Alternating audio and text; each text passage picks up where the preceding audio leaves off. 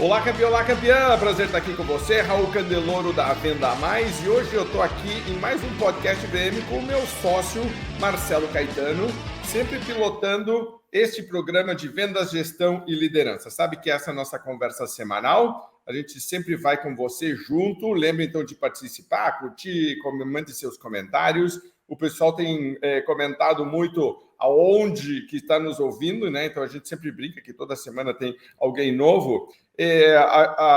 O Marcelo e eu passamos essa semana juntos, então foi super intensa, porque né, acordando junto, almoçando junto, trabalhando junto, jantando junto, só não dormimos junto, Marcelo, porque nos deram um bom hotel, né? O Júlio aí está nos bastidores, sabe que de vez em quando né, a gente tem uns hotéis que não são aquela coisa maravilhosa, todo mundo acha que a vida de palestrante é super charmosa, incrível, de vez em quando a gente pega uns perrengues, mas essa foi uma semana boa, Marcelo e eu conversamos muito, falamos muito e passamos a semana toda.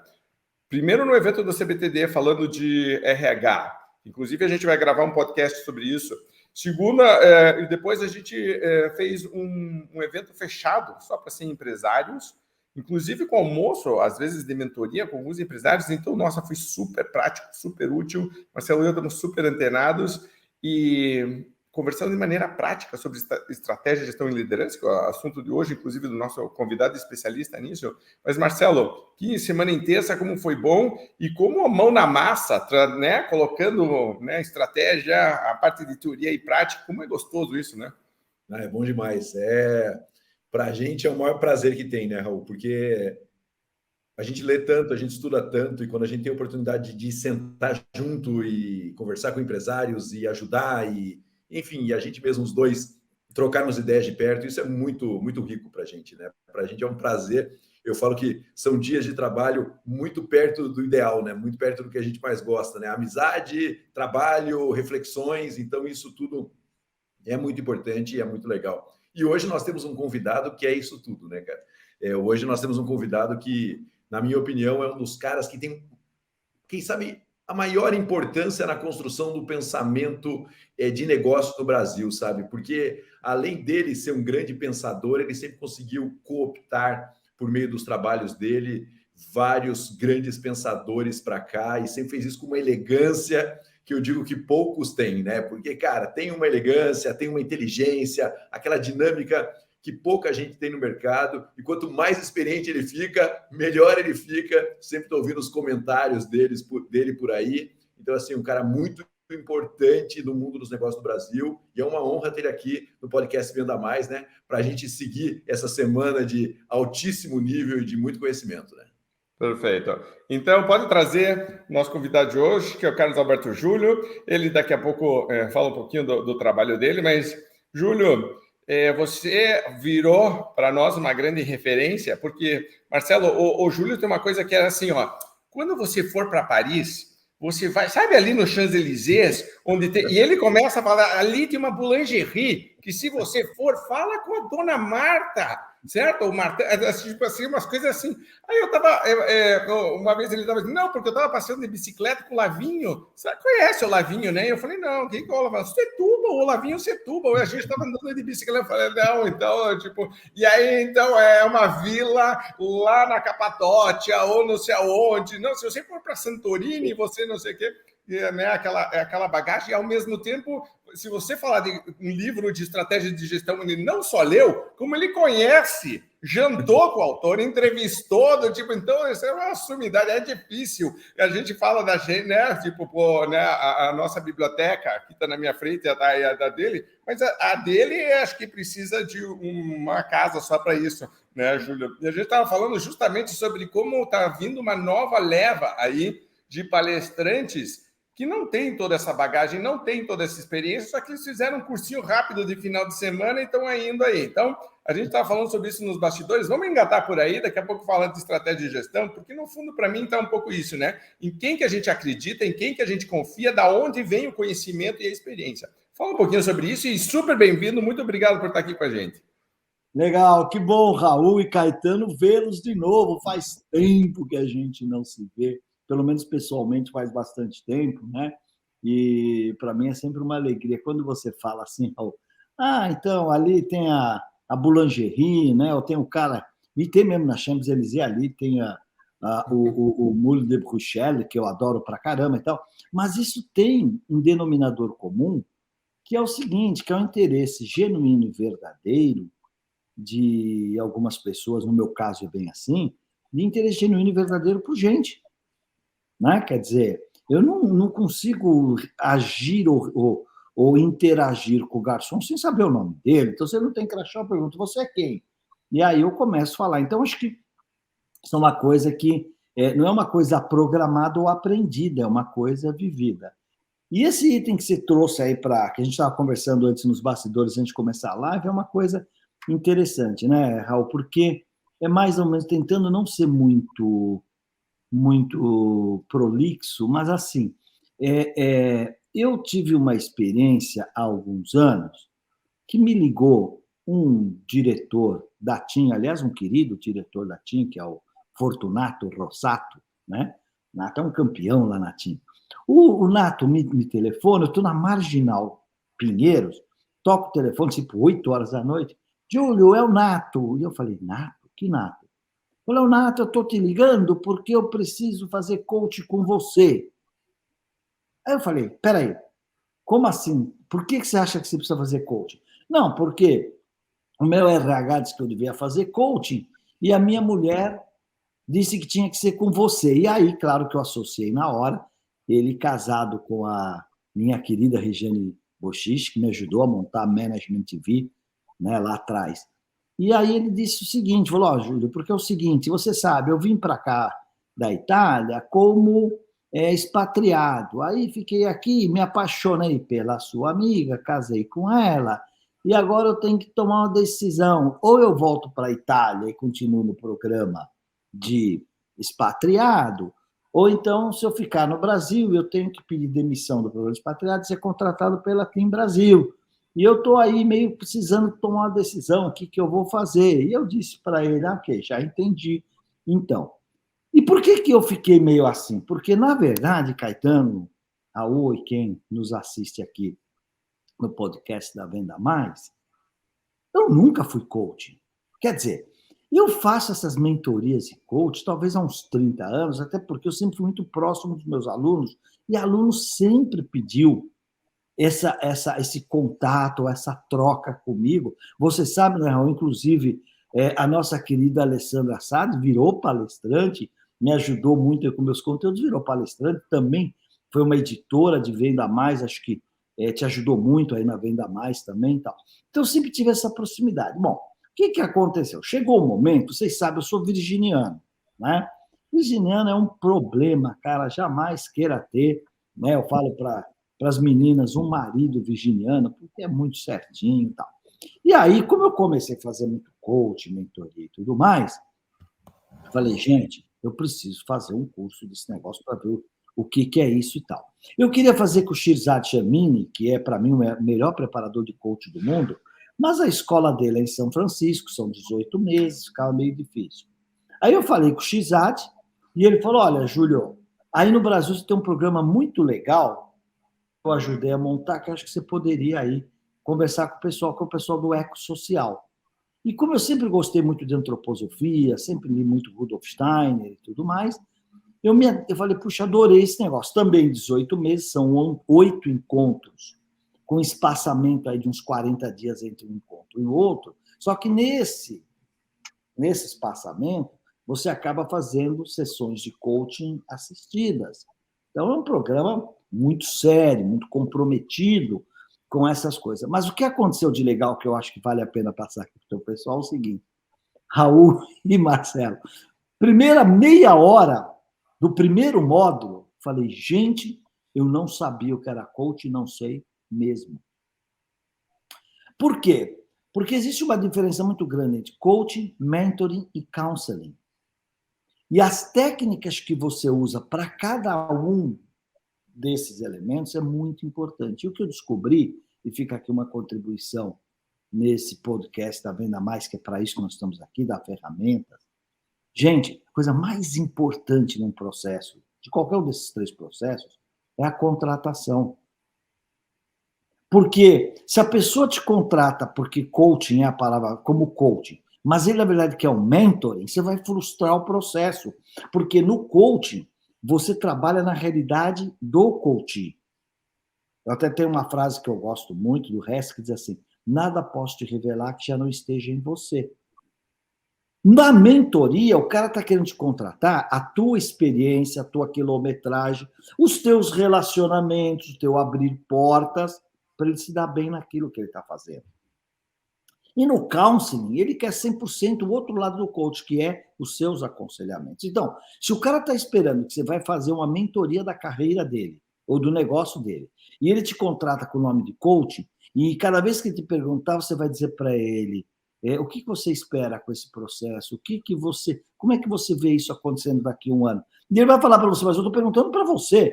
Eu quero saber a tua opinião, o que você acha, né? Me diga o que fazer. Às vezes eles dizem isso, me diga o que fazer. Né? Fazer isso daí já é uma mentoria, um aconselhamento. Então, por que eu fiz toda essa abertura aqui?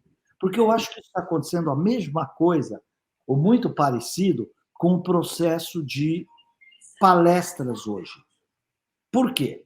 Porque, assim, vocês são duas pessoas extremamente experientes que eu admiro muito. Você sabe que eu acredito, e eu entrei muito na nova economia lá quando eu montei a Digital House, então eu fiquei muito aderente a essa coisa chamada nova economia. Né?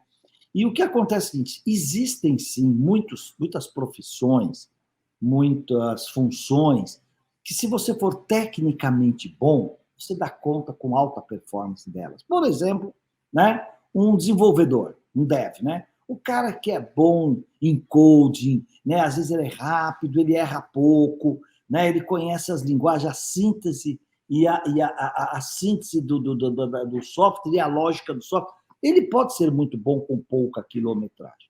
Mas eu acredito, não sei se vocês pensam assim também, tem alguns saberes que quilometragem também é fundamental. Eu vou trazer aqui para uma área que eu adoro, sem ser chato, né? Por exemplo, eu gosto, estudo e bebo vinhos há talvez 40 anos. Né?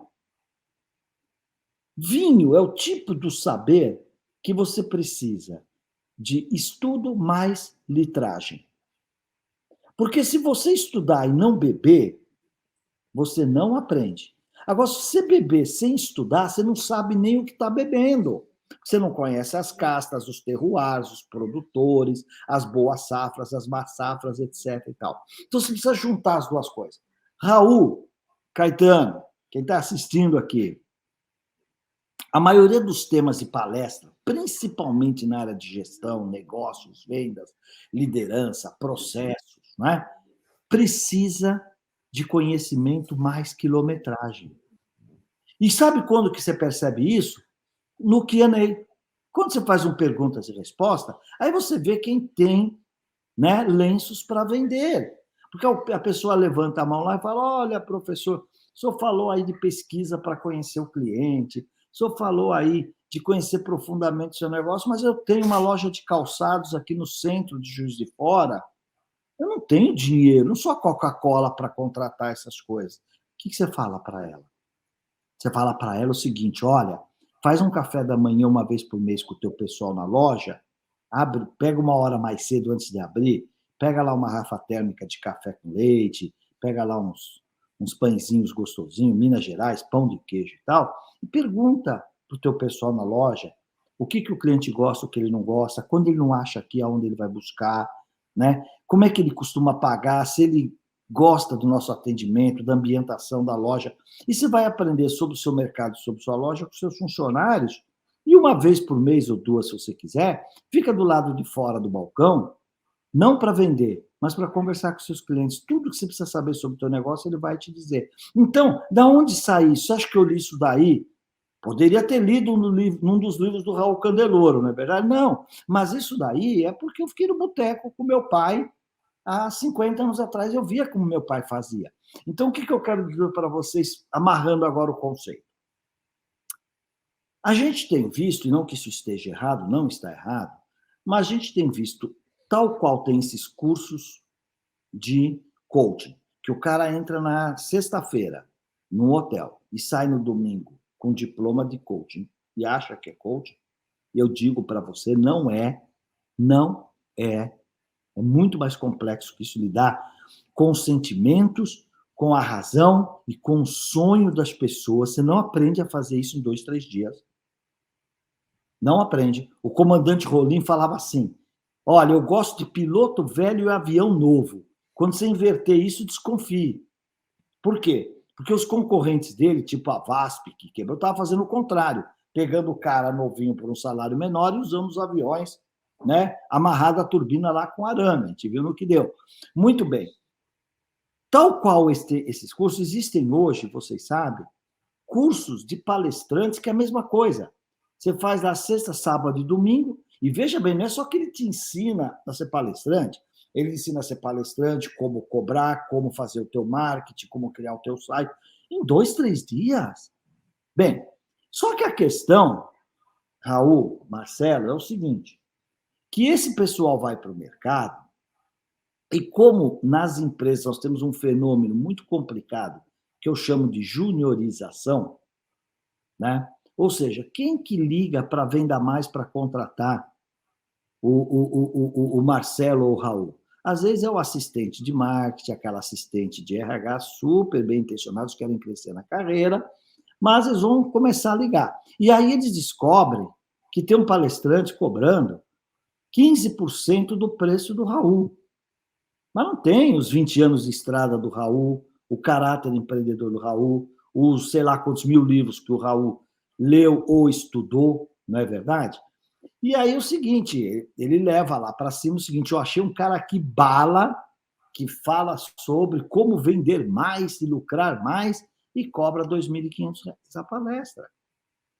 Né? E a pessoa só vai perceber o efeito disso depois da apresentação. E vou dizer mais, Raul. Às vezes o palestrante novo, com uma palestra que eu chamo copy de escada, né? Coloca as piadinhas no lugar certo, coloca uma musiquinha, vídeo de internet, um monte de vídeo de internet, etc. E quando você tem aquela convenção de vendas que tudo que o cara quer que o cara faça uma boa avaliação, ele faz uma boa avaliação, porque ele se divertiu, ele cantou. Mas a pergunta é, qual é o take-home value? O que o cara está levando para casa? O que ele está levando para casa? Então, a minha visão hoje, Raul, é assim, que o mercado hoje está dividido entre os gurus e os guris. Não é? Eu não sou mais guri, nem na idade, nem na experiência, nem na quilometragem. Não sei falar o que esses guris falam, não consigo iludir ou ter narrativa de pastor de igreja evangélica, porque também não sou, e venho da academia, onde a gente junta, onde conteúdo é fundamental, e claro que a gente faz isso com uma linguagem talvez mais acessível, você não está na academia. E esse é o segredo da coisa. Como é que eu entrego um conteúdo com descontração, com alegria, com algumas coisas lúdicas, né, que permeiem a tua audiência para que ela saia dali melhor. Só que, por outro lado, Raul, eu acho que não é nada elegante eu, você, né, o Caetano, né, a gente não vai se anunciar como guru. Não é elegante. Né? O mercado teria que te colocar mais ou menos nessa coisa dos gurus. Então, o que eu resolvi fazer? E que foi bom, inclusive, para a minha saúde. Eu limito hoje as minhas palestras, né? Tem uma limitação, até porque eu quero limitar os meus deslocamentos, as minhas viagens, não reduzir preço, ainda que eu tenha mantido mais ou menos os padrões do pré-pandemia, mantive aqueles padrões, mas não reduzi preços, né? E a ideia é o seguinte, estou criando conteúdos, vamos dizer assim, que eu consiga demonstrar que são conteúdos que, se você não tiver, entre aspas, né, uma posição meio que de guru, quer dizer, refletir sobre os acontecimentos, sobre a vida, sobre os negócios, também não vai conseguir chegar. O que para mim não é difícil, porque eu continuo na academia, eu sempre mantive aí uns 4, 5 conselhos, quer dizer, estou em 5 conselhos, inclusive de empresas listadas, então eu continuo atuando no mercado. Eu estou lá, meu reloginho está zerando todo mês, tanto na Camil, que é uma empresa hoje de 12 bilhões, uma empresa de marcas líderes como Açúcar União, Arroz Feijão Camil, Sardinhas Coqueiro, bolachas, biscoitos Mabel, massa Santa Amália, quer dizer, tanto empresa assim, como empresas já mais conectadas na nova economia, como é o caso da TV1 e o XLab, que é onde a gente cria live e-commerce, metaversos, né, e uma série de outras coisas. Então, é mais ou menos por aí. Não sei se eu consegui responder, acho que eu fui um pouquinho longo, né? Oh, não, mas é sempre muito bom te ouvir, e principalmente porque você estava falando, os termos essa moçada. Para começar, eu queria te dar parabéns, porque a tua pronúncia do inglês é perfeita, porque eu tenho visto pessoas falando growth com F no final, que me dá um arrepio no cabelo. Eu digo, meu Deus, o cara quer falar de growth e pelo menos aprenda, certo? Né? Tipo, senão não se meta, né? E além do que, depois vai falar coisas que a gente já falava, né? 10 anos, só que né, a gente fala de outras coisas. Marcelo, você quer fazer seus comentários? Não, o bom do Júlio é que ele faz quase o podcast sozinho, né? Porque ele foi numa construção muito bacana. Desculpa. Não, imagine, ótimo. Mas isso é um prazer para a gente, Júlio, porque é essa concatenar ideias que eu acho que só o tempo dá para a gente, né? E eu acho que você fez uma metalinguagem disso, né? Porque é a construção que só a experiência dá para a gente. Senão a gente fala sempre blocado, né? E quando a gente consegue construir um pensamento desse, ele vem exatamente dessa senioridade no melhor sentido possível e no conhecimento no melhor sentido possível. A gente é todo suspeito aqui, né? Porque nós três acreditamos muito que a experiência aliada ao constante busca do conhecimento é o que vai gerar uma qualidade muito grande, né? Sem desrespeitar de maneira alguma alguns talentos que surgem muito verticais e que conseguem fazer isso de uma maneira espetacular, porque são talentos verticais mesmo, mas muitas vezes eles não dão uma visão holística, que eu acho que é uma visão que está faltando um pouco no mercado, né? Porque esses dias estava conversando com um cliente nosso da Venda Mais, e ele falou, cara, vem alguém aqui e me oferece isso, aí o outro me oferece aquilo, aí o outro me oferece aquilo, e aí eu converso com vocês, eu entendo como usar todas essas ferramentas, e isso é tão importante ou mais importante do que ter as ferramentas e elas serem absolutamente separadas, né? Então, acho que esse depoimento seu é um pouco sobre isso, né? As ferramentas estão aí disponíveis, mas a gente precisa olhar o todo um pouco e entender o todo dos negócios para que a gente consiga de verdade cumprir a nossa missão e cumprir o nosso trabalho. É que, na verdade, viu, Caetano, esse período de pandemia que nós tivemos aí grandes e importantes aprendizados, né? Quer dizer, o meu aprendizado, por exemplo, que ficar 2, 3 vezes por semana em avião não é legal, é um aprendizado. Eu sabia que não era legal, mas eu tive que ficar 2 anos em casa e falar, gente, olha o que eu cresci, olha o que eu evoluí, olha o que eu estudei, olha, né? Como se fosse um academic sabbatical, né? Sabe assim? Um sabático acadêmico mesmo, para voltar para aquela coisa do que realmente importa para nós, né? Claro que não é para todo mundo, tem gente que não leva muito isso em consideração, mas está tudo certo. Mas o que eu vejo assim, esses, por exemplo, influencers digital, eu sou uma pessoa impactada, porque não sei o porquê, aqui no meu residencial, para quem nos assiste, eu moro em Alphaville, especificamente no meu residencial, que é o Tamboré 3, durante a pandemia, mudaram-se para cá uma série de digital influencers. E aí eu comecei a estranhar, porque eu ia aqui na academia do residencial, né, com máscara, tudo direitinho, e via uma predominância, inclusive, de goianos. Não sei explicar por quê, né? Mas predominância de goianos e tal. E aí começava a ver o seguinte, se eu saísse daqui 6 horas da manhã, eu vi o cara correndo com o celular se filmando, ou na porta de casa se filmando, e o tempo todo fazendo ginástica, aí o cara tira a camisa e tal.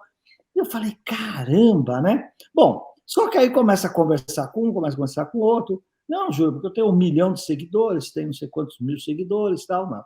Bom, e aí eu comecei a falar, puxa vida, eu estou ficando para trás, eu não sei fazer isso, né? E aí, até que um deles, assim, gente, você não tem ideia, o cara é um campeão, porque ele coloca 3.000 pessoas num final de semana, R$ 2.500. Ele é um campeão de vendas. Vocês vendam mais? Esse cara é um campeão de vendas. Mas aí eu faço, puxa, eu fiquei curioso. Aí eu passo lá 1h30 numa live dele vendo o que o cara faz. Quer dizer, é um candidato a Tony Robbins, mas não é o Tony Robbins, né? Mas um candidato que fala mais, às vezes, tem uma fala muito mais próxima da autoajuda via religião, etc., do que qualquer outra coisa. Então, aí, a minha assistente, a Ana Rose está comigo há quase 25 anos, Ela fala, Júlio, é isso que o pessoal quer. Eu falo, mas eu não sei fazer isso. Eu não sei e não vou fazer. Aí eu pego um desses, que, gente, é um campeão nesse aspecto. Chega na academia, o cara fala assim para mim, Júlio, eu te conheço desde a época da HSM, deixa eu falar uma coisa para você. Ninguém mais quer conteúdo. Eu como? Ninguém mais quer conteúdo, esquece isso. O pessoal quer essa coisa, a motivação, você mostrar para ele que ele é capaz, que ele não sei o que e tal. Juro, eu passei uns 2, 3 dias, porque veja bem, o que acontece? Tem que entender o processo é assim mesmo. Quando você tem uma pessoa que é bem sucedida naquilo que fez, o que faz, medido em audiência ou em dinheiro, no que você quiser, não dá para a pessoa te fazer um comentário desse se você não ignorar. Concorda comigo? Então, respeitar que o cara conseguiu. Só que não sou eu, entendeu? E aí é complicado essa coisa toda, quer dizer, por quê? Porque todo mundo que eu aciono, somente 25 menos, não, Júlio, nós vamos gravar 10 vídeos por dia, nós vamos colocar você na banheira tomando banho de espuma, não sei o que, vai fazer porra nenhuma que eu vou fazer esse negócio aí e tal, entendeu? Mas é incrível. Só que esse pessoal hoje, as empresas têm levado esse pessoal para dentro das empresas para fazer palestras e apresentações. E aí, às vezes, vamos supor, é uma dobradinha, estou eu e mais alguém, se eu assisto a palestra da pessoa antes, eu entro no palco com uma puta de uma preocupação, porque a minha vontade é falar, pessoal, tudo que esse cara falou aí, deixa eu falar uma coisa para você, se você não entender a natureza da estratégia, se você não entender que estratégia são escolhas, escolhas são processos de decisão, se você não souber como é que você decide, se você não tiver boa informação, você não vai tomar uma decisão boa. Se você tiver boa decisão, mas não tiver preparo, talvez você também não vai conseguir tomar uma boa decisão. Então, como é que eu vou? Eu tenho que desconstruir o que veio antes. Gente, eu não quero ser indelicado assim, não vou ser indelicado assim. Mas se eu não desconstruir o que veio antes, é uma puta de uma gelada. E o pessoal gosta, cara. O que você quer que eu faça? Veja bem, é muito diferente, por exemplo, dos nossos colegas Gretz, dos nossos colegas Leila, que vão lá encerrar uma convenção para divertir as pessoas. Passa uma mensagem legal, uma mensagem forte, e todo mundo termina a convenção no alto astral. Não é disso que eu estou dizendo, eu não tenho nada contra esses processos motivacionais dessa, mas eu tenho contra a mentira, contra o fake. Só que é o seguinte, comercialmente, né, os palestrantes mais focados em conteúdo, eu acredito, estão perdendo terreno. Ô, Júlio, tem algum... Vou falar, Marcelo. Não, Júlio, você sabe que semana passada, como o Raul disse, a gente passou a semana quase inteira juntos, né? Passamos vários dias juntos. E um dos papos mais legais que a gente teve foi com um cara chamado Marcelo também. E ele falou uma frase que está na minha cabeça até agora. Ele falou: o negócio é sair do barulho. Porque o único jeito da gente manter o que a gente acredita é sair do ruído. Sair do ruído. Eu achei aquela frase espetacular, sabe, Júlio? Porque é isso mesmo, né? Imagina que você está aí em Alphaville no meio do ruído, né? Tá tudo muito em volta de você. Então ele falou essa frase, e que pra gente que trabalha com conteúdo, é claro, com motivação sempre, com aquele papo gostoso, né? Que é isso que a gente tá tendo aqui, né? Não precisa ser um papo chato, pode ser um papo bacana de construção na palestra, na mentoria, em qualquer coisa que seja. Mas quando você vê isso em volta e você fala assim, pô, será que eu vou estudar mais um livro ou será que eu vou estudar o que esse cara tá fazendo para conseguir contar seguidores, né? A ida é sempre assim, vamos para o livro, vamos aprender mais, porque a gente tem uma missão. Eu acho que o grande negócio dessa missão é você calar o ruído, né? É você tentar se isolar desse ruído para você manter a sua missão. Mas, Marcelo, mas também precisa tomar um pouquinho de cuidado, o ovo ou a galinha, né? Porque eu tive uma experiência assim há um ano, coisa parecida. A Ana contratou, né? A minha assistente contratou uma pessoa para ajudar a gente com as coisas da mídia, de mídias sociais, mas postar com mais elegância, etc. E tal. E aí veio essa pessoa e, de repente, falou, seria legal você assistir algumas palestras minhas, saber o que eu faço, tem que ler alguns dos meus livros, você não vai saber o que eu faço e tal, né? Bom, aí ela pegou uma abertura de uma palestra minha e ela falou assim, nossa, você copiou a abertura do curso do fulano de tal. Eu falei, como que é? Falou, porque ele usa esse filme? Não, ele usa esse filme e ele usa exatamente essa tua fala. Ele fala tal. Eu falei, cara, esse cara me pediu se eu podia fazer uma abertura do curso dele como cortesia, como, sabe, pro bono, que ele estava inaugurando esses cursos que depois eles transformam em mentoria, não sei o quê, e eu fui lá e fiz. O que o cara fez? A partir daí, ele passou a usar aquela minha aula que eu dei de cortesia para ele, com o máximo carinho, boa vontade, fui até lá, fiz e tal.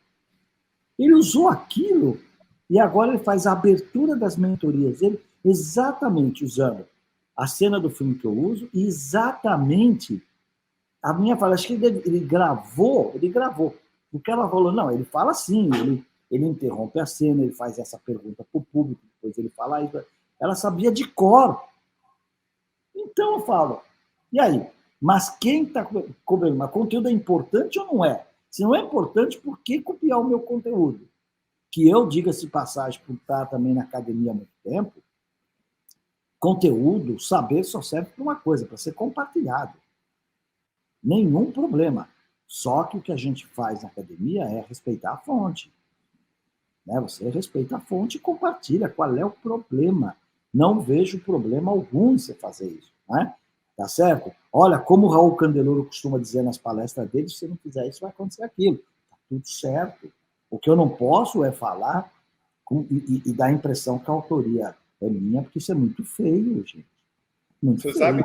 Você sabe, Júlio, que não tem uma semana que o Marcelo ou eu, a gente não troca e-mails com um palestrante copiando histórias pessoais nossas, que a gente conta para ilustrar alguma coisa, o cara conta como se tivesse acontecido com ele, a gente fica trocando. E o Marcelo fala, viramos copywriter, agora nós somos do tipo, nós estamos no bastidores. Só que é assim, engraçado, porque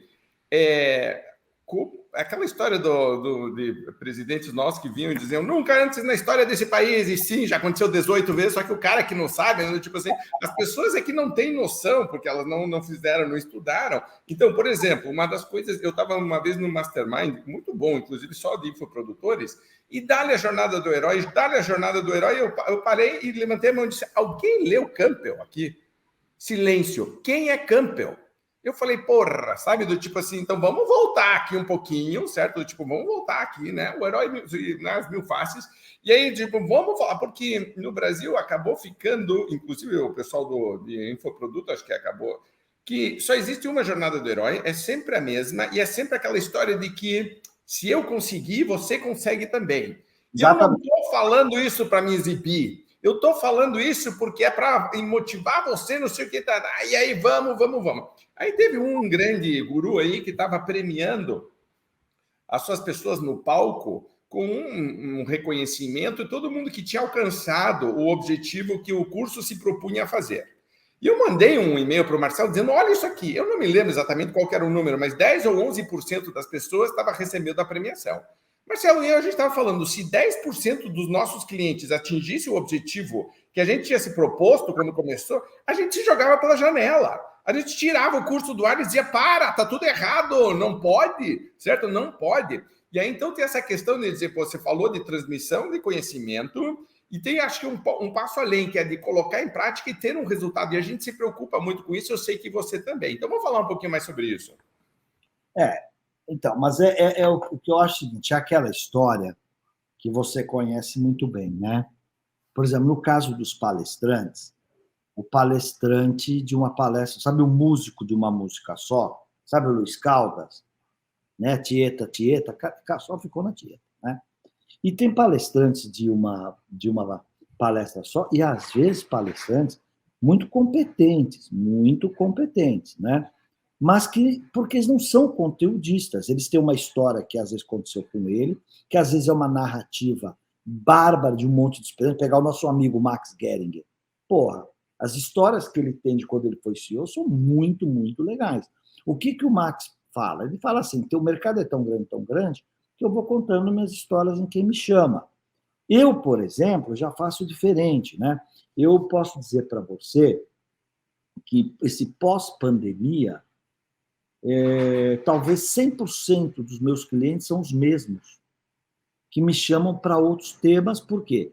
Porque eu faço uma coisa meio adocrática, né? Quer dizer, eu entendo o briefing dele, claro que muita coisa, o esqueleto está meio que prontinho ali, mas eu entro na questão dele para tentar ajudar a resolver a dor dele, que, aliás, é uma fala de nova economia, qual é a tua dor, né? Então, a gente vai trabalhar aquilo ali de uma maneira que realmente a gente consiga entregar um conteúdo pertinente. Então, eu tenho feito muito isso e acabei desenvolvendo esse skill, se isso é uma habilidade, não sei se é, mas esse skill, essa competência de buscar dentro daquilo que eu conheço, meu e dos outros pesquisadores ou professores, o que realmente se enquadra naquilo que ele está precisando. Bom, o que significa isso? Que quando eu vou para uma palestra de 90 minutos ou um workshop de meio-dia com o cliente, eu trabalhei outro dia inteiro, quase. Trabalhei outro dia inteiro, né? E não estou falando que eu trabalhei o dia inteiro fazendo um slide, não. Eu trabalhei para você entender como é que eu vou colocar aquilo, como é que eu vou apresentar aquela história para a pessoa e tudo mais. E aí é o que você falou, por exemplo, de Campbell, né? Quer dizer, todo mundo usa essa história da jornada do cliente, todo mundo usa esse negócio de eu vou fazer você ganhar mais dinheiro em pouco dia, eu vou transformar você numa celebridade. É uns negócios. Aqui no meu residencial, Raul, você não vai acreditar, Raul. Eu saía na negócio da pandemia, né? Então, o que você fazia? Tá em casa, não pode ficar paradinho aqui nessa cadeira aqui, né? Então, põe o tênis e vai fazer uma caminhada, já que até a academia fechou durante alguns meses, né? Então, vou caminhar, um lugar gostoso, bonito e tal, a gente tem um lago aqui e tal, e saio para caminhar. Nessa que eu saio para caminhar e que eu te disse que eu vejo o cara se filmando e tudo mais, eu comecei a observar um negócio louco. O cara para uma Range Rover na entrada da casa, ele fica na frente da Land Rover e atrás está mostrando a fachada da casa dele. E aí ele começa a falar, né? Porque, ó, como é que eu conquistei isso aqui, fazendo isso, fazendo aquilo, não sei o que, e tal, e tal, e tal. Bom, aí eu falo, pô, essa casa aqui é de fulano. Bom, então o cara, ele vem, ele aluga uma casa, não, você não tem ideia, ele aluga uma casa, põe um carrão na frente, que sei lá se ele comprou o quê, e fica mostrando, olha, eu vou te ajudar a conquistar tudo isso que está aqui, porque isso aqui, como é que você acha que eu cheguei nisso aqui? E aí aquela coisa, a carência das pessoas, elas acabam entrando nisso.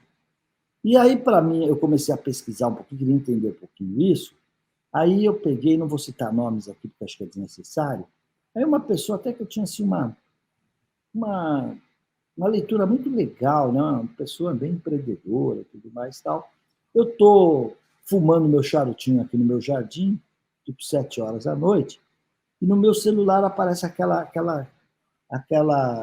alertas, né?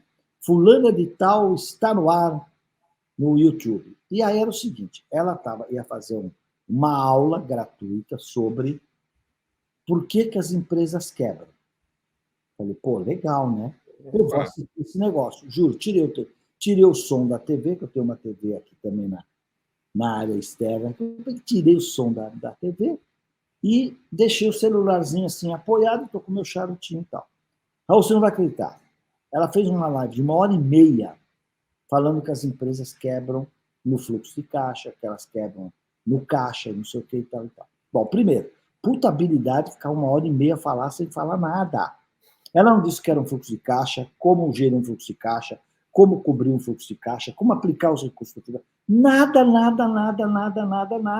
Só falou e quebra o fluxo de caixa. Bom, aí tudo bem. Como eu a conheço, eu a encontrei aí no lançamento de um livro de um colega nosso. Aí falei, fulana, pá, tá. Outro dia eu vi uma aula sua lá, sobre como é que as empresas querem mesmo, tal. O que você achou? Falei, você é fantástico. Eu acho que 1h30 você falou que era no lugar, mas você não disse como resolver o problema. Falou, Júlio, mas se eu falar como resolve o problema, não vem do curso. Como? Você não viu lá, tinha 15 mil pessoas assistindo. Então, eu vendi 2.000 cursos. 2.000 cursos online de R$2.000. Quer dizer, tá tudo certo, gente. Você fez a conta aí? 4 milhões. Não. Então é o seguinte, quem que é o esperto aqui? Eu, o Marcelo e o Raul ou ela? Aí, te conto outra. Estou na casa do nosso queridíssimo... Mas, Paulo, antes de você ir para a segunda, porque isso é uma coisa que a gente tem falado muito. Nós estamos há 30 anos no mercado. Essas pessoas estão um ou dois. Então, essa pessoa faz uma venda, talvez faça uma segunda. Na terceira pessoa, eu acho que já... Né, porque ninguém consegue ser enganado tantas vezes. Então, que eu acho que tem ondas assim, e algumas dessas pessoas, até porque muita gente está num processo muito básico empreendedor, de que a pessoa não tem nenhuma missão, no caso dela, de fluxo de caixa. Então, qualquer coisa, às vezes, já ajuda e já faz com que assim. Mas a impressão que eu tenho é que se você olhar e notar que algumas marcas ou nomes ou pessoas ficam por bastante tempo, essas são as que eu tenho valorizado e respeitado mais. Porque vamos falar a verdade, Júlio, desde lá os tempos de quantos palestrantes famosos, best-seller, o cara da... A gente sempre falava a bola da vez. Tinha sempre um de nós que era a bola da vez, e aquele ano, puto, o cara achou um tema, e arrebentava, não sei o quê, rodava o Brasil, ganhava dinheiro, depois cansava, enchia o saco, ia fazer outra... Mas assim... e a gente não, nós estamos aqui consistentemente, né? Tipo, então... assim, aquela história, quem que é o artilheiro do campeonato? Porra, o cara foi assim. A questão é para mim se ele está no ranking do tênis. O cara consegue ser top 10 consistentemente ou o cara que surgiu uma vez lá, depois se arrebentou e nunca mais ninguém ouviu falar? Aquela banda que fez um sucesso, uma música, puta, rodou o Brasil inteiro, depois sumiu. Quer dizer, tipo, tem um pouco disso aí também. Voltando aí, desculpe te interromper, mas é que eu acho que a consistência, por exemplo, tua, é uma coisa que sempre, para mim, é uma referência e que eu valorizo cada vez mais. Não, você não tem, eu não tenho dúvidas, mas é o seguinte, né? O que esse pessoal faz é o seguinte, se ele faz 10 turmas de 4 milhões, são 40 milhões, querido. Só que do outro lado desse escopo tem coisa assim, eu conheço, não estou dizendo que eu ouvi, hein? Conheço. O cara que vende o carro para fazer a imersão da pessoa. Às vezes eles falam, venda, se você precisando de dinheiro, venda o carro, peça emprestado. O cara fala isso, eu digo, meu Deus. Não é incrível? Não. Eu acho assim, absolutamente incrível. Quer dizer, então, aí eu fico pensando assim, porque aí vem uma pessoa que eu considero bacana, não sei o quê, e fala, Júlio, você tem que fazer a fórmula do Érico Rocha. Aí eu vou estudar qual é a fórmula do Érico Rocha. Que é esse, abre a boca do funil. Não. Vou dizer uma coisa, talvez, Raul, eu esteja sendo naif demais, porque dá para fazer tudo isso e entregar o conteúdo mesmo. O Jeff Walker, que criou a fórmula, não é do Érico, a fórmula é do Jeff Walker. O Érico representa ele aqui no Brasil. Mas ele era entrega de conteúdo. A ideia era justamente entrega de conteúdo. Depois é que se penalizou. Só que não é o que está acontecendo, né? Quer dizer, entrega qualquer coisa. Olha, vou te contar uma história. Estava na casa do nosso queridíssimo amigo Eugênio Mussac, que, aliás, agora mora na sua Curitiba, né? Ele voltou, né? Ele sempre foi de Curitiba, depois que ele saiu, agora ele voltou. Ele voltou, a Luciana também é do Paraná, então eles moram em Curitiba e tudo mais e tal. Eu estou lá na casa deles, tem um casal convidados dele também, tem uma menina muito jovem, sabe, há 20 e poucos anos e tal. E aí que você faz? Não, eu dou curso de comunicação e não sei o que e tal. E você sabe que eu acompanho o Reinaldo Polito há muitos anos, é um campeão, gosto muito dele, e tal, não sei o que, tal. E aí ela falou que ela então fazia na internet, que não sei o que. Aí eu comecei a ver assim, falei, puxa, eu não sei tão consistente e tal. Falei, puxa, mas aí você promete isso, faz aquilo, mas... Falou, Júlio, ela falou, Júlio, é o seguinte, o importante é vender. Eu faço 600 mil reais por curso. Tipo assim, você é um estúpido, cara. Eu faço 600 mil reais por curso, está falando do quê? Aí eu peguei, passo para trás, estou na casa de um amigo, não vou constranger os convidados dele, não é verdade? Mas é isso. Então, esse é o pensamento geral desses influencers, gente. Que, veja bem, eu acho que se você realmente entrega um conteúdo, um curso legal, está tudo certinho. Eu também tenho lá na Hotmart o meu curso de gestão do tempo e tal, tudo mais. Só que é assim, né?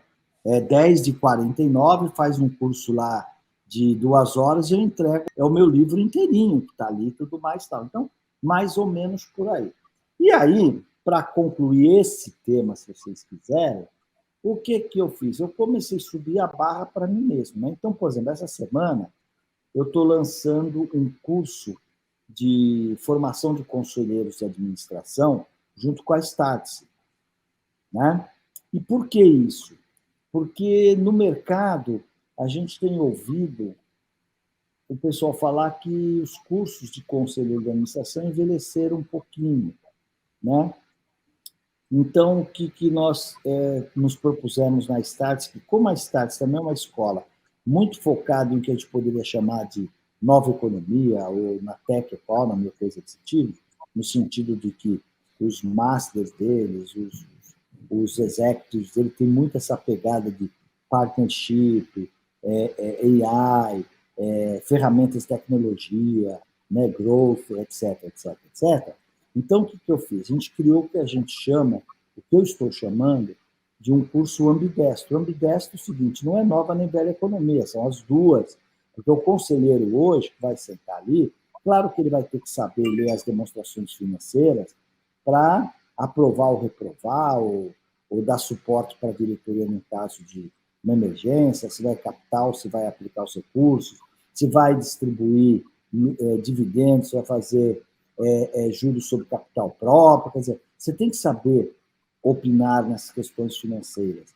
Mas a maioria de uma reunião de conselho, eu diria que talvez 4/5 ou 3/5 dela, a gente tem que focar exatamente em como é que nós vamos crescer, gerar valor para a companhia, dividendos para os acionistas, melhor atendimento para os clientes, engajamento, etc. Para isso, esses conselheiros vão também ter uma formação nesses predicativos da nova economia, de uma gestão mais empática, colaborativa, testar mais do que planejar, testar, coproduzir com o cliente.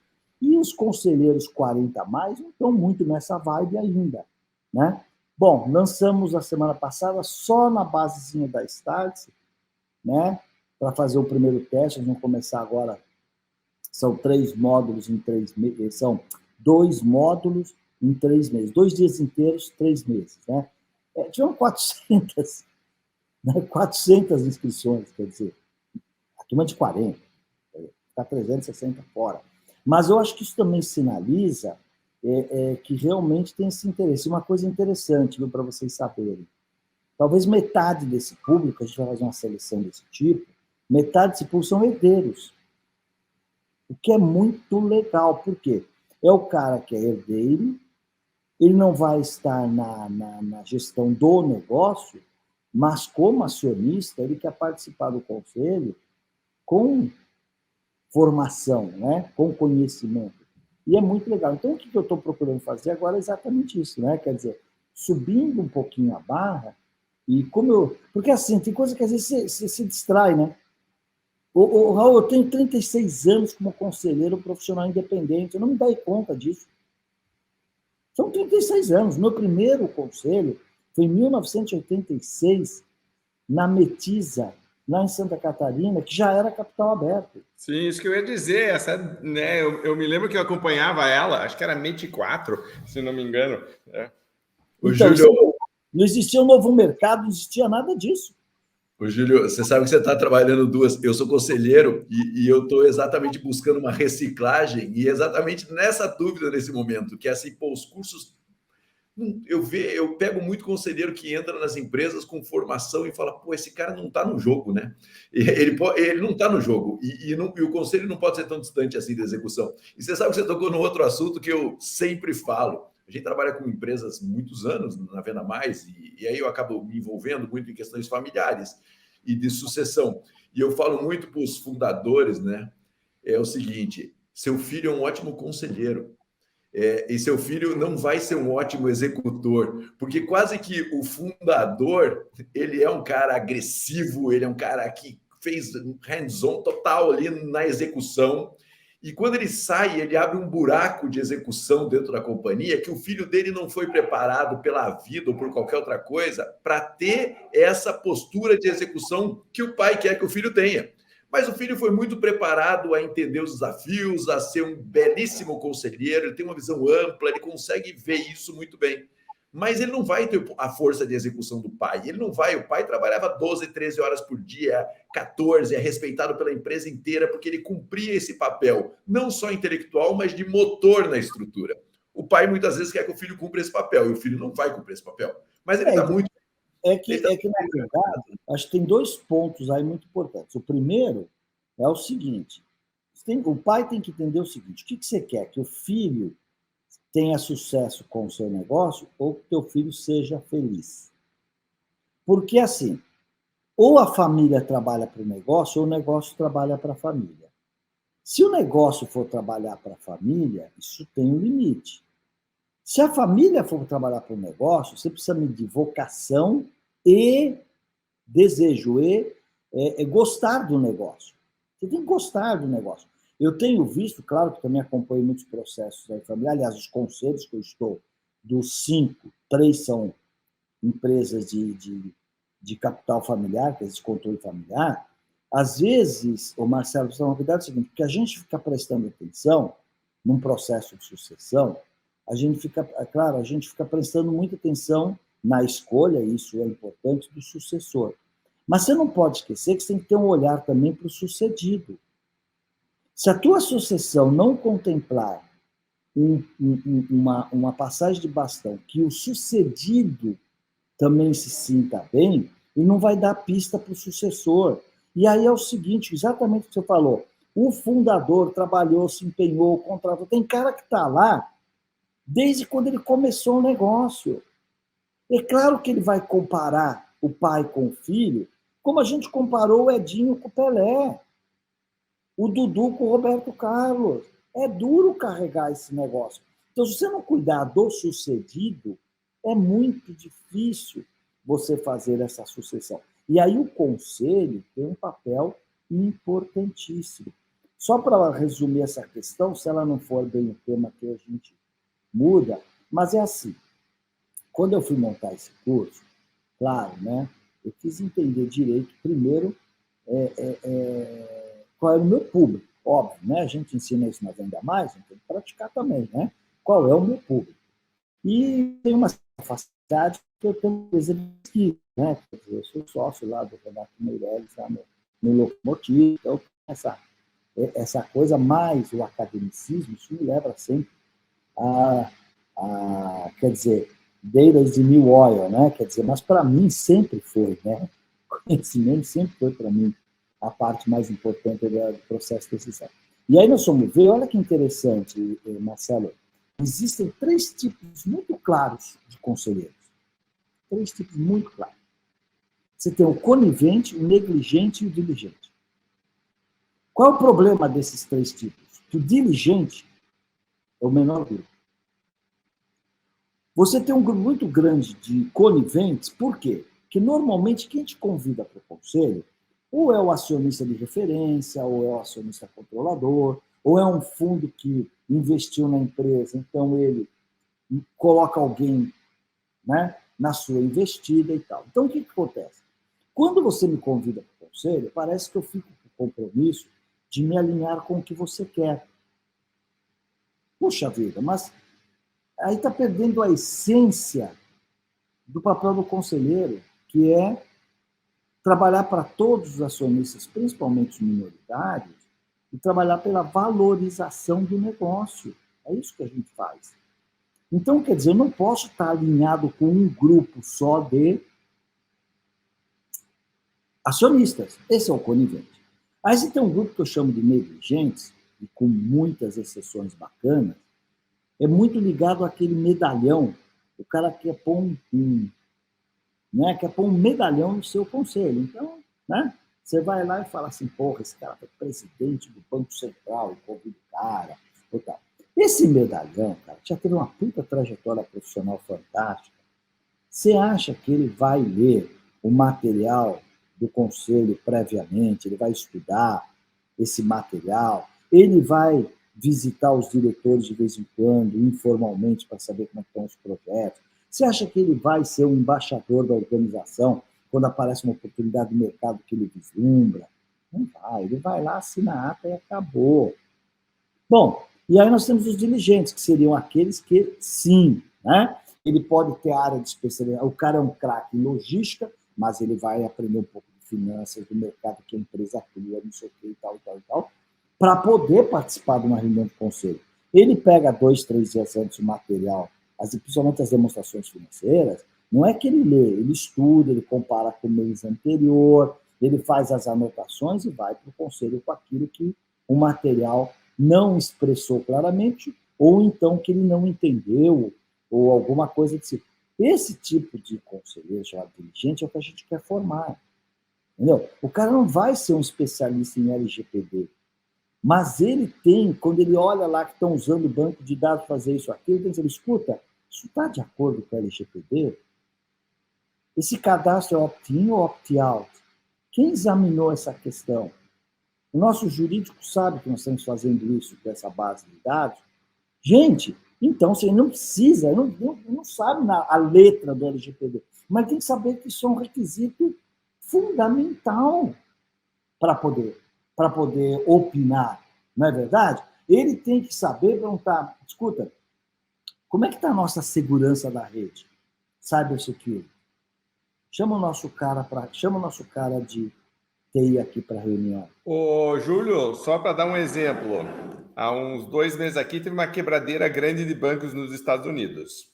E aí o pessoal foi dizer, gente, pelo amor de Deus, como que isso aconteceu com os bancos? Aí o que estava acontecendo é que o Banco Central estava aumentando a taxa de juros, os caras tinham títulos do governo americano que começaram a desvalorizar.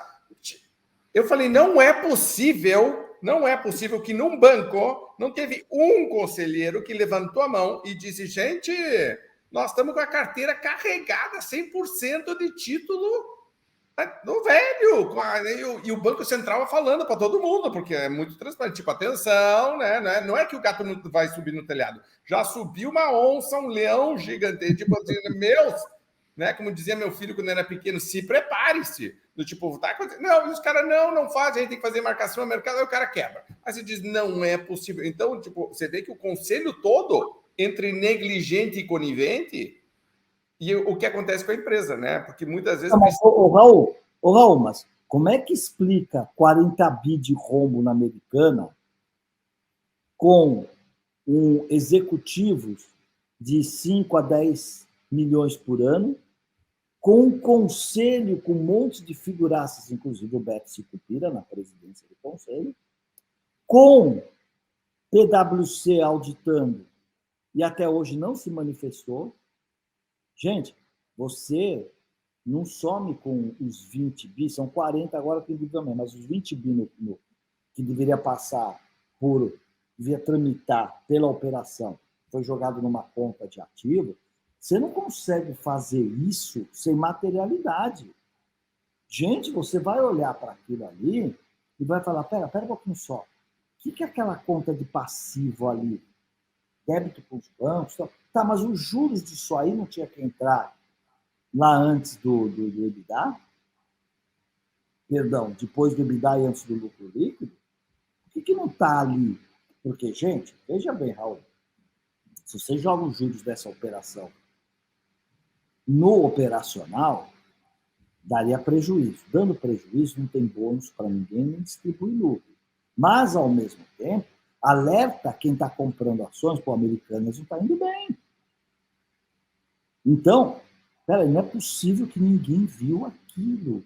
Olha só, você pegar o caso lá atrás da Sadia, não sei se você se lembra, dos derivativos, né? Aí foi e tal, condenaram lá, se for, mas não aconteceu nada com os conselheiros.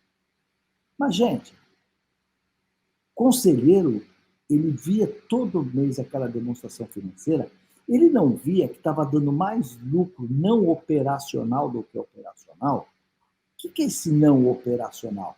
São os derivativos. Tá bom, você se protegeu um mês, fez um hedge e tal, mas todo mês? Porque assim, Raul, o conselheiro representa os acionistas, né? Gente, quem compra, porque assim, quando estava dando lucros derivativos, tudo, olha o lucro. Só que assim, na minha cabeça, quem compra ações da Sadia é que ele está apostando que mortadela dá dinheiro. No mercado alimentar, né? Eu quero frango, né? Eu quero frango. Se ele quisesse apostar em derivativos, ele comprava o Itaú, comprava Bradesco, não comprava BRF. Então, precisa tomar um cuidado. Veja bem, estou falando de figurões. Gente, Petrobras comprou Passadina por 700 milhões de dólares, valia 70. Ninguém pediu o valuation daquilo. Aliás, mais do que um por empresa internacional.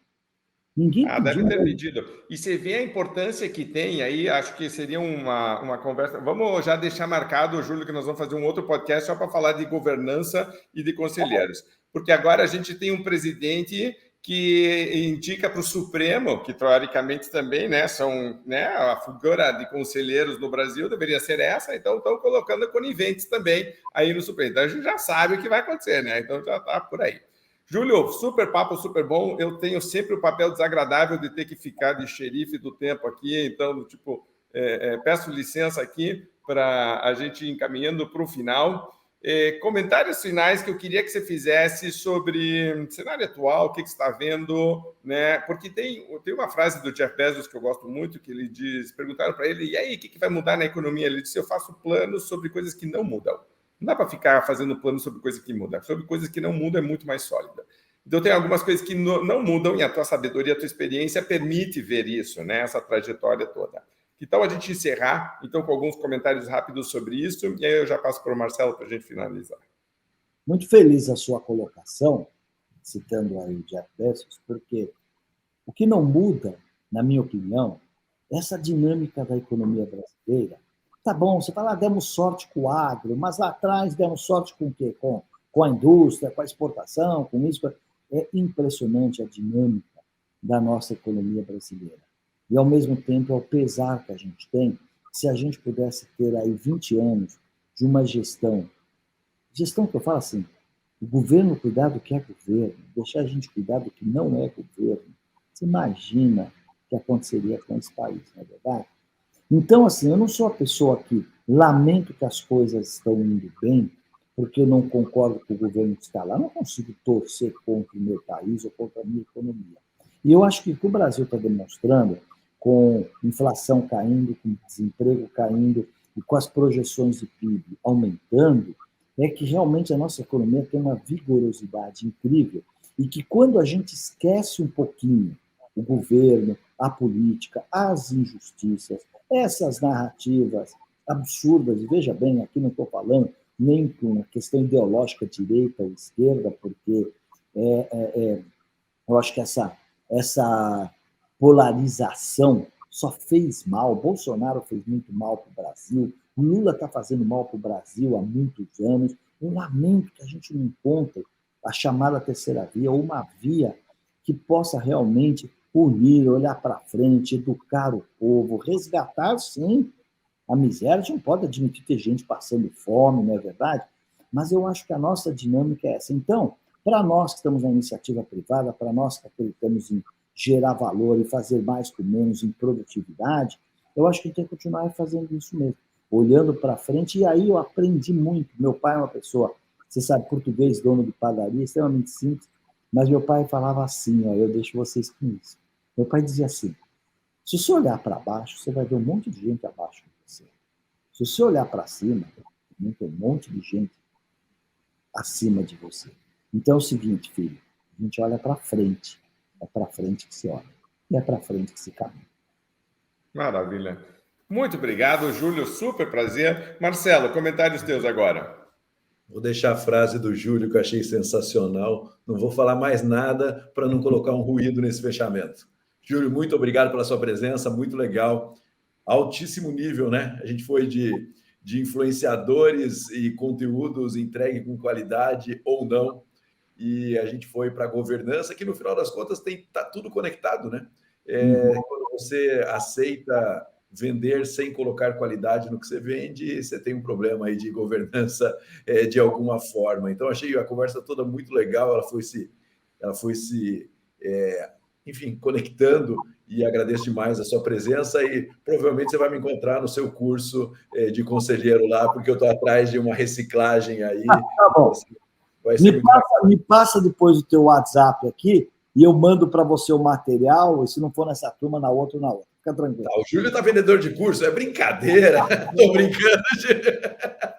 Mas eu te garanto, mas é o seguinte, meu amigo, a minha medida é no final do curso. Se não valer, eu te devolvo o dinheiro, tá bom? De verdade. Isso que eu ia dizer. Fala, Marcelo. Eu já sou suspeito porque eu já vou achando e tendo certeza que vai valer a pena. Então eu não vou ser uma boa medida, Júlio, porque eu sou fã demais de você. Isso é que nem você ir assistir o show da banda que você já gosta. Você já sabe que a banda, você já gosta do cara, pô, né? Tipo, então, mas isso eu acho que é uma coisa super importante de reforçar e um pouco. Eu estava pensando coerência para mim a palavra assim que conecta tudo, porque a gente está muito preocupado com o resultado final para a pessoa que está nos contratando, para quem a gente está gerando valor. E os influencers trazem muitas vezes isso para frente, dizem um número que eles dizem é quanto que eu vendi. A gente não quer só saber quanto que eu vendi, eu quero saber quanto que eu entreguei, certo? Quanto que a pessoa se beneficiou. Se ela vai NPS, meu amigo, NPS na veia. Exatamente, esse é o grande número para nós.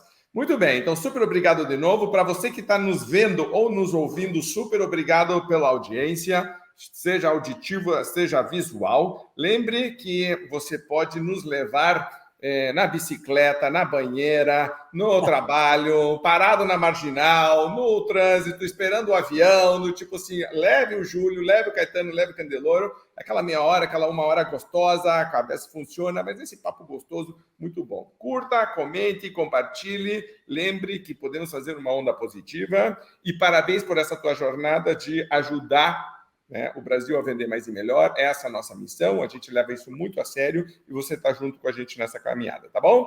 Grande abraço, obrigado, boas vendas e nos vemos ou nos ouvimos no próximo podcast dele.